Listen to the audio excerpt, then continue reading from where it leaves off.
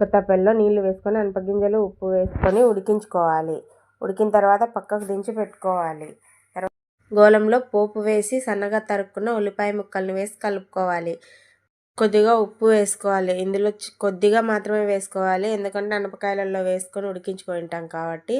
కొద్దిగా పసుపు, తగినంత కారం వేసుకొని కలుపుకోవాలి. కారం వేగిన తర్వాత టమోటా ముక్కలు, కొత్తిమీర తరుగు వేసుకొని మగ్గించుకోవాలి. ఇవి మగ్గిన తర్వాత నీళ్లు పోసుకోవాలి. ఆ నీళ్లు మరిగేటప్పుడు కొద్దిగా ధనియాల పొడి, వేయించి పొడి కొట్టుకున్న పల్లి పొడి, అందులోకి వెల్లుల్లి కూడా వేసుకోవాలి. పొడి కొట్టుకునేటప్పుడు ఆ పొడిని ఇందులో వేసి తర్వాత మనం ఉడకబెట్టుకున్న అనపగింజలు ఉన్నాయి కదా, అవి కూడా వేసి మూత పెట్టి మగ్గించుకోవాలి. అంతే, మసాలా లేకుండా అనపగింజల కూర రెడీ అయిపోయినట్లే అండి. చాలా బాగుంటుంది. ఇది రొట్టెలోకి, చపాతీలోకి, అన్నంలోకి, వేటిలోకైనా బాగుంటుంది.